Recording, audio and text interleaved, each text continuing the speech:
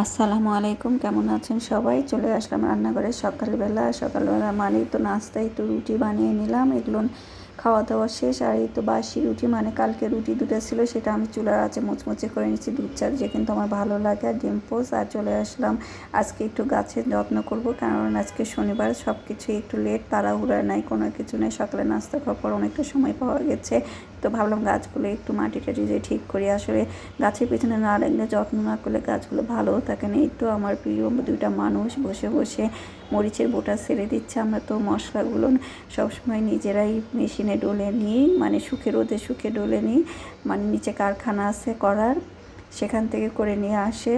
আর এরা দুজন ঠুট ঠুট করে কাজ করে, না থাকলে অনেক কষ্ট হয়ে যাবে। আসলে না থাকলে বোঝা যায়, থাকলে বোঝা যায় না, সেই অবস্থা হয়েছে। তো আমি দুপুরবেলা রান্না শুরু করে নিলাম, সবজিগুলো কেটে দিলাম, এর ফাঁকে তরমুজটাও কেটে দিলাম।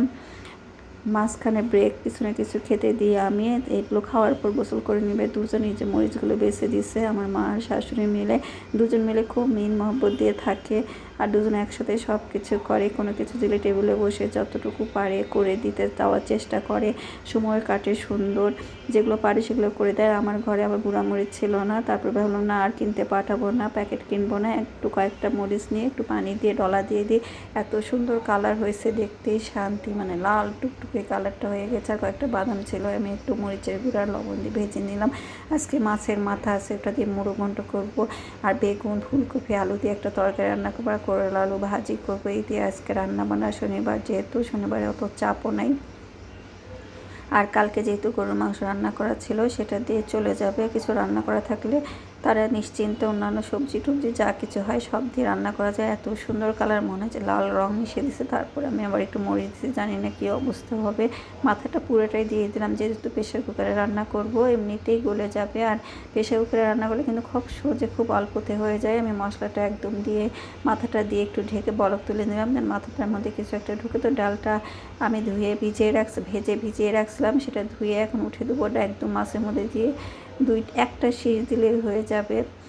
দিয়ে দিলাম, এই পানি যেটা আছে সেটার মধ্যে হয়ে যাবে রান্না করা। আর যেহেতু দেশি মাছ, কাতল মাছ, রুই মাছ, এগুলোর মধ্যে খুব একটা গন্ধ থাকে না। এদিকে করলা আলু ভাজি হয়ে যাচ্ছে। আমি এই ইলেকট্রিক চুলায় একটু ব্যবহার করার চেষ্টা করছি, দেখি কি হয়, কতটুকু হয়। আর এটা পাঙ্গাস মাছ দিয়ে, বেগুন দিয়ে, ফুলকপি দিয়ে, আলু দিয়ে রান্না করবো। মাছটা প্রথমে কষে নিলাম, তারপর ওর মধ্যে বেগুন, ফুলকপি, আলু দিয়ে দিলাম, দিয়ে ভালো করে নেড়ে একটু পানি দিয়ে দিছি, একবারে ঝোলের পানি। পাঙ্গাস মাছ যেহেতু আমরা তেমন কেউ খাই না, শুধু 3জন মানুষ খাবে। একটু করলা আলু ভাজিটা হয়েছে, আর ঢাড়ি ভাজিটা ছিল, মুড়ো ঘন্ট হয়ে গেছে রান্না করা। এগুলো দিয়ে আজকে দুপুরের খাবার দিয়েই দিলাম সবার জন্য। আজকে যেহেতু আলাদা করে কোনো কিছু খাবার নেই, সব কিছু এইভাবে দিয়ে দিলাম। এখন ওরা খেতে বসে যাবে। আর এই তো এখন খাওয়া দাওয়া করবে। আসলে দেখেন, মানুষ থাকলে কত সুন্দর একটা সুশৃঙ্খল লাইফ, আর কেউ না থাকলে একাকী, তখন সময়ের আমার জ্ঞান